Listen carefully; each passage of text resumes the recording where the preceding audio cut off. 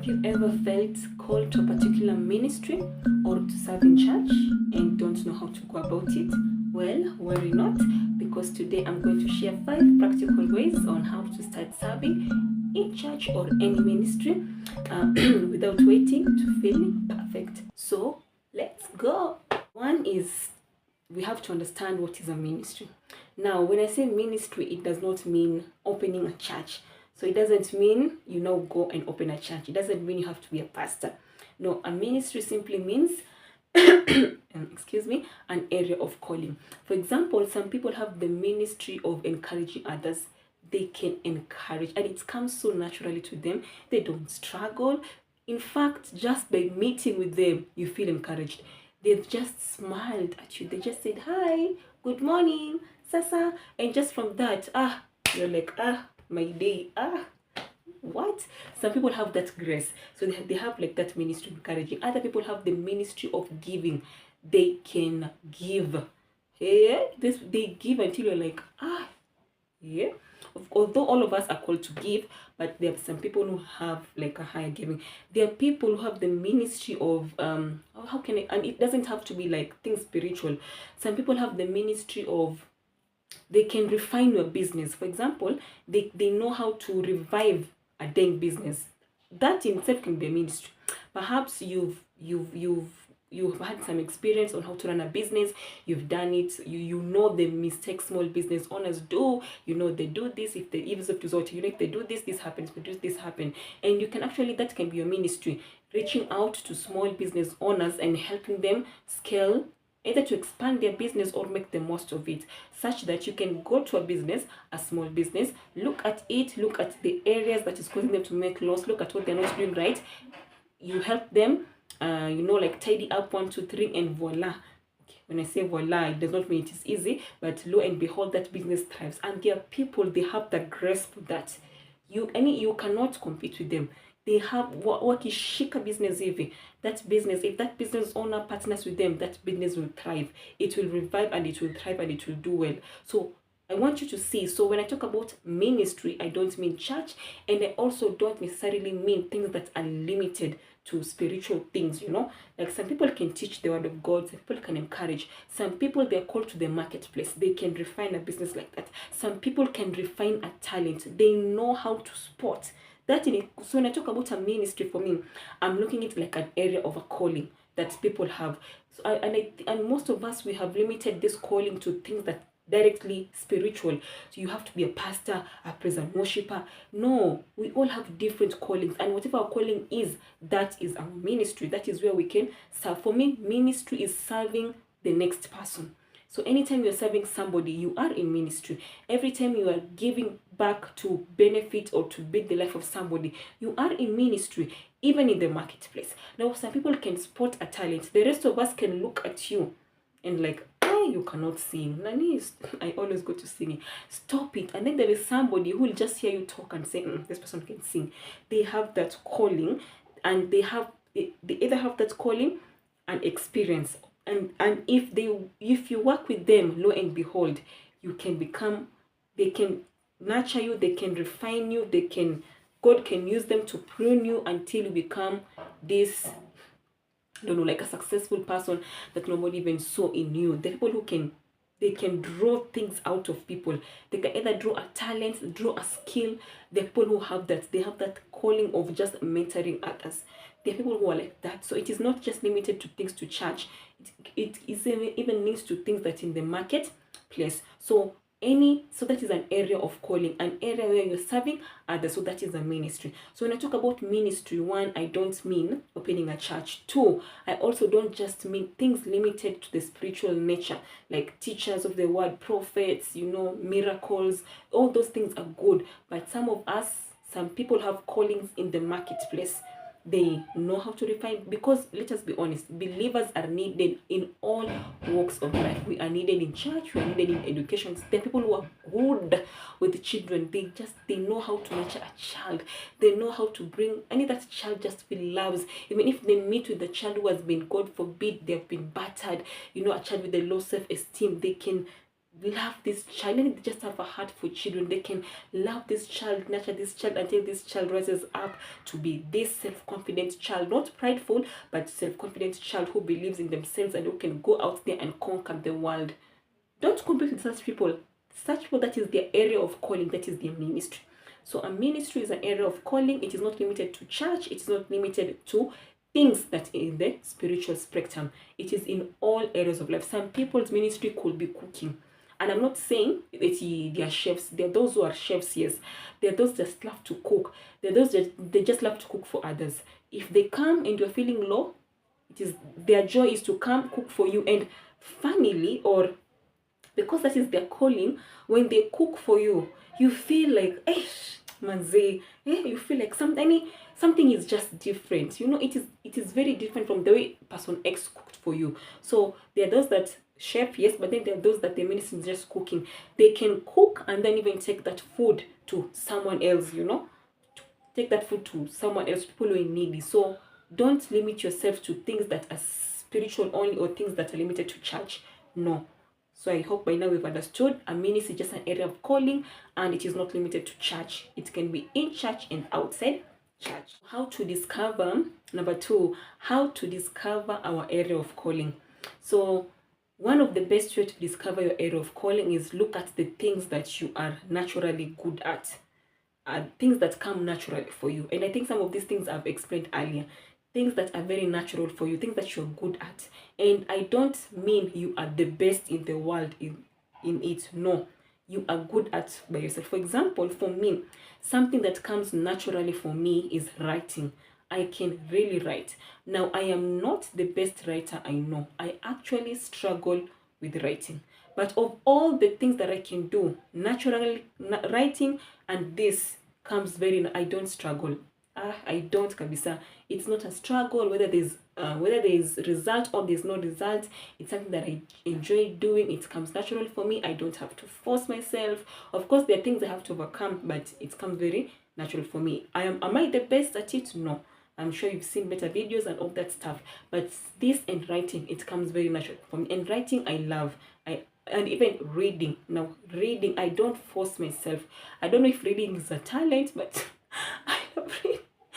And maybe it's a hobby. Maybe it's a hobby, but I don't think it's a talent. But now writing, I'm good at it. So there was a period of time I used to write a lot. And then I stopped because I started realizing, I started seeing that there are other people who could write better than me. So, and that is when I learned that when you identify things that you are talented in, you don't look at stuff that you are better than others at. No, you look at yourself and then you look at what is it that you can do best of all the things, and it comes naturally, and it is not forced, and it is something that you love to do. I believe this is one of the way you can identify your area of calling. So right now I am working on refining my writing skills and going back to writing this, writing that, whether it's a short story, whether it's a paragraph, you know, I'm just working on that. And even what I'm doing here actually involves writing. I wrote a lot before. I wrote like the framework before I sat down and do this. I wrote the framework. So, and as I was writing, I like it. I like to have a pen and a paper and do it. So I'm not the best in the world. I've seen people do it better than me. I'm probably one of those who really need to go to school. I may be actually the worst in the world on it, but it does not mean it is not my talent. It is one of the things that I do best in myself. So even for you, as you're identifying your talent, don't look at what you defeat others in. Just look at what you are best in yourself. Of all the things you can do, what are you best at, and is it coming naturally, and is it something that you love to do? That can show you an area of your calling. Although I have to give a disclaimer and say that for sometimes we are called to things outside our comfort zone. So maybe you may not like studying before people, but you find that perhaps you're being called to public speaking.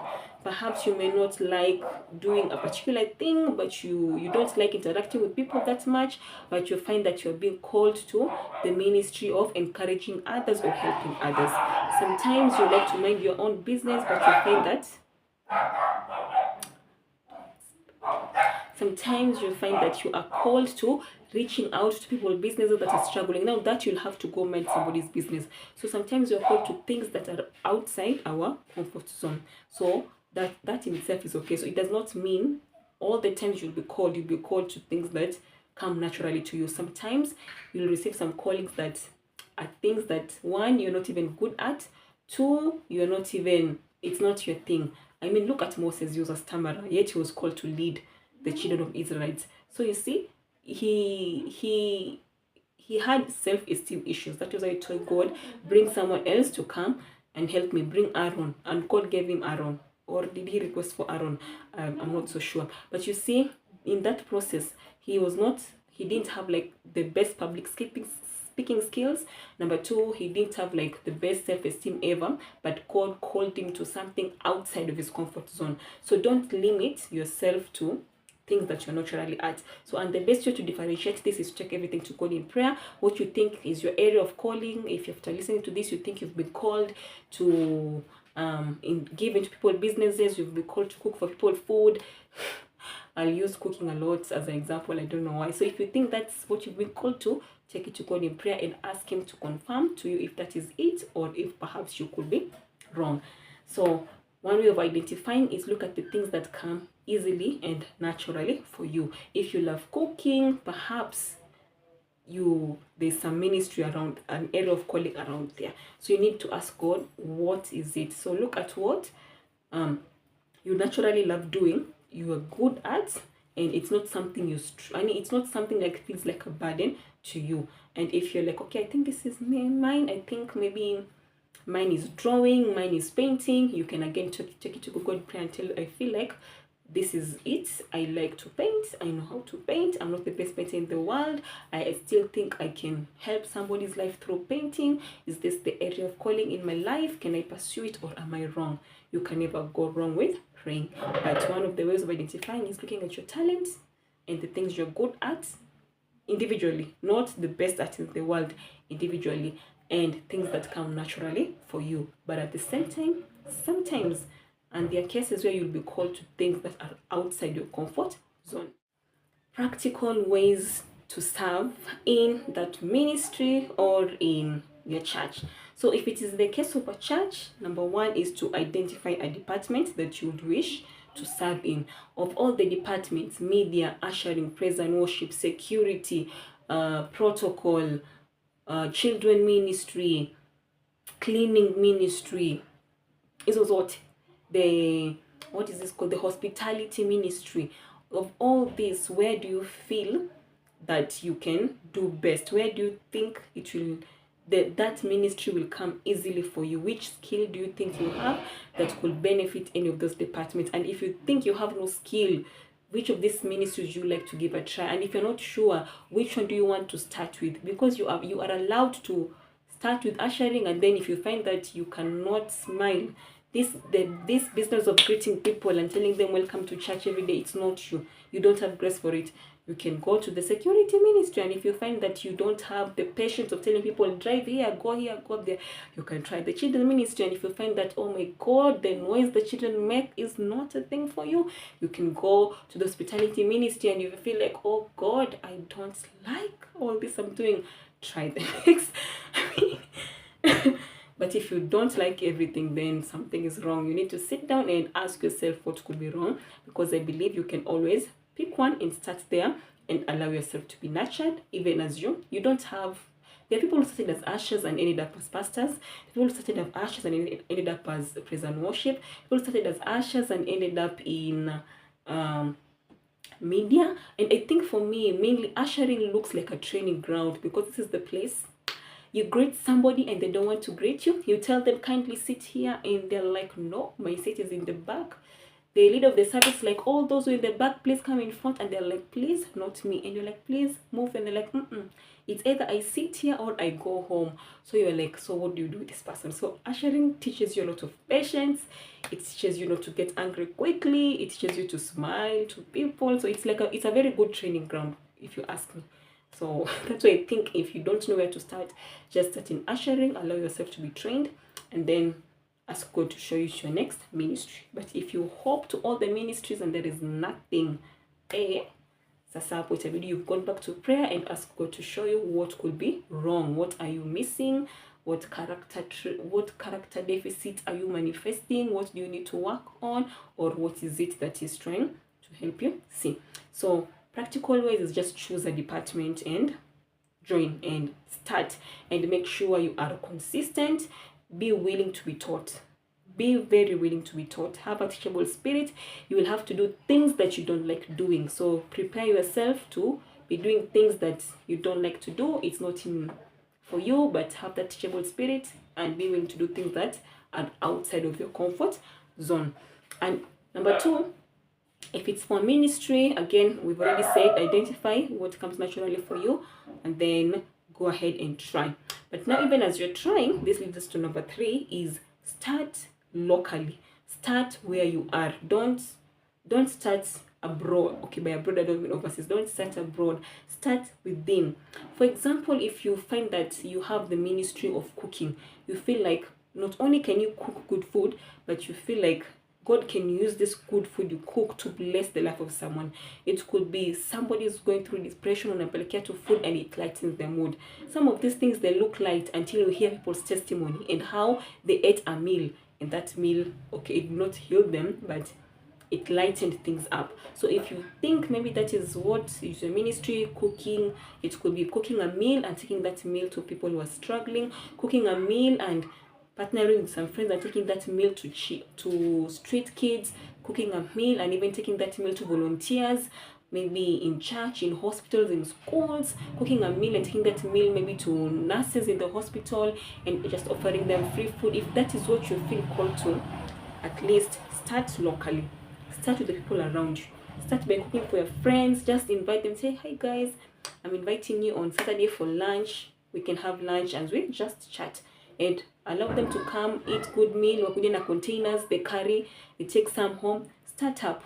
Then you can go to your local church and then you can cook and even tell the pastor next Sunday, you're going to tell this is the ministry I feel called with. Can I bring for some volunteers this cooked meal so that after church or in the morning they can have this meal?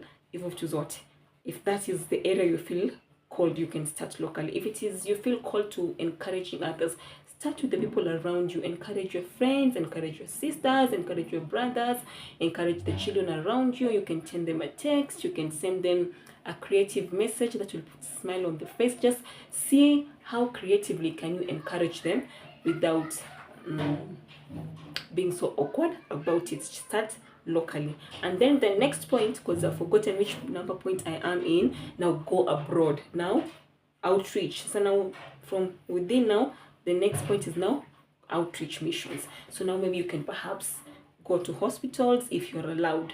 Now perhaps you can outreach and cook maybe for, but this one you'll have to partner with people, either cook for street kids. You can even choose a business and tell them, hi, if you're okay, nimekuja tuna food I'm not selling, I just want to bless you with this meal. If you're told you're doing a good job, if maybe it's the marketplace, maybe it's a salon, you to food for free. And again, I'm not saying you do this from nowhere, only if it is your calling to come and use. And I'm giving an example. So you can go abroad. You can even now, if maybe you have if you feel encouraged, you can now in outreach missions, you can have a moment to encourage someone. After somebody prays for them, you encourage them. After people have led them to Christ as the last thing, you encourage them. You can even now look at missions, kwenda hospital, visiting the sick. After they've been prayed for, you encourage them. So start within. Whatever your ministry is, start from within. The people you see, the people you know, the people around you. And then the next step is now do the outreach. Reach to people outside you. If it is going to hospitals, if it is going to prisons, if it is visiting people in a larger scale, area scale, do that. But don't do that without starting from within, because at least from within it builds your capacity. You get to learn what to do, what not to do. Things like cooking, perhaps you need permit for you to take food for people, because what if they get food poisoning? If your work is to sing, maybe you need to get a permit before you go stand and sing on the streets. So start within, learn and master your skill and pray about it. And then before you go now to the outreach level, then now Google, ask, pray what you need to do, even to have that permission to even, you can't just visit a hospital from nowhere. You can't just visit prison from nowhere. So even before you encourage them, you sing for them, you do all those stuff, there's a lot you need to do. So when you're starting locally, when you're starting from within, it gives you time to research on how can you expand this area of your calling. Next is how to overcome fear and insecurity and feeling like inexperienced when it comes to you living out your ministry or living out your calling. So number one is fix your eyes on God. I want you to remember, after all is said and done, it will be you and God. We will not be there. Us who you're busy wondering and thinking and spending half of your day thinking what you're thinking about, we won't be there. It will be you and your God. And God, you will have to give account of what you did with the time, the years, the energy, the capacity, the ability, the talents that God gave you. So on that day, it will just be you and God. Itakuwa tu ni wewe na Mungu wako. Sisi, we will be there witnessing and looking at you and wondering, hey, tell us, what did you do with your time? So don't allow the fear of what people will say to hold you back. For example, something like cooking, it can look like, si watu watanichekelea, because it's not as if I'm doing it for business, I'm doing it to give. So what if what if we laugh? What if tukuchekele? What changes? Are you the first person we're laughing at? Are you going to be the last person we're laughing at? In fact, we will laugh at you, and then 5 minutes later we will forget. We'll even forget what your name was. We'll even forget where we saw you. We'll even forget what you did. We will move to the next person to laugh at, and then we'll laugh at the next person. And then there you are, having a difficult time explaining yourself to God because you are busy wondering what we thought about you. We who forgot about you in the next 10 minutes. We also have a lot of things to think about. It's not as if we are here just spending the rest of our lives thinking about you. So the encouragement here is, if you've identified your calling and you have that affirmation and confirmation that this is the area of calling that God has in your life, this is the ministry, this is your ministry, go ahead and do it. Because once you know it, you will have to give an account to God. Now that you know it, what did you do? What will you tell God? I didn't do it because so-and-so was laughing at me. That will not be an excuse. Remember, after all is said and done, it will be you and God. So don't let us lead you astray. That is number one. Number two, I believe life is meant, live your life. Experience everything you can experience in this life. Don't curtail your life. Don't minimize your life in the name of people.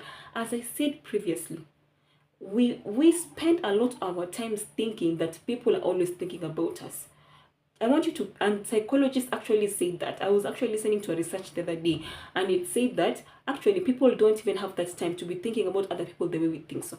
Because this person has school fees. This person has, maybe their wife is nagging them, their husband is behaving the way they're behaving, their child is problematic, their boss is giving them a headache. You might pop up in their mind for 1, 2, 3, 10 minutes as a form of entertainment, but you are not living there for free. And even if you are, what business is it of you? That is their life. They are living their life that way. Think of you. How are you going to live your life thinking about others? God has given you this life, and what you want to do about it is think about others. Live your life out to the fullest. Experience everything you can experience. Live life, my dear. Live life. I'm not saying you go about, harming people, destroying people, bruising people here and there. No. Because if you live your life out for God, most likely you'll be doing what is right. So I'm not saying hurt people, no. I'm simply saying live out. Life is meant to be lived. Live your life, mama. Live your life. Who cares what people think? It is your life. Why? Us, we are busy living our lives. So why do you allow us to tell you how to live your life? You are not telling us how to live our lives. So why should you tell you how to? This is your life. Live it.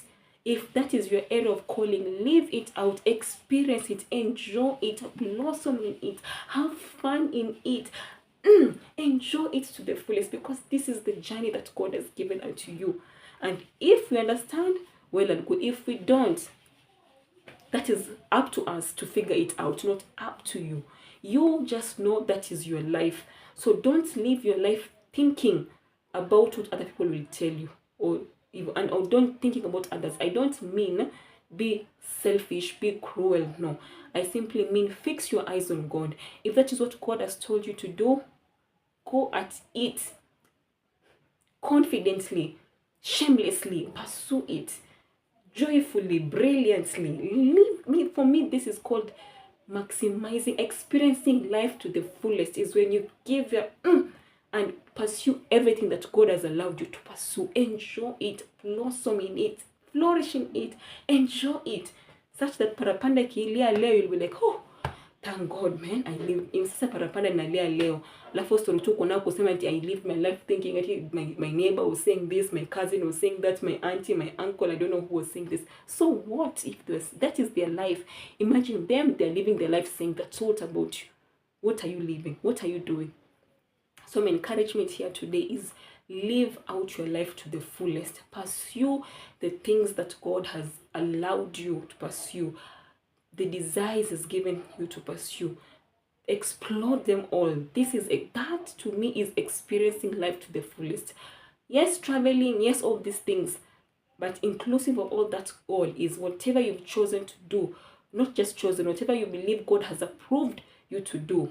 Experience it to the full, enjoy it, give it your best, unapologetically, shamelessly, show up, blossom, have fun, because it's your life and you owe yourself to make the most of it. So after all is said and done, you can say, hey, neo nilijibamba, man. Say, hey, on earth nilijibamba.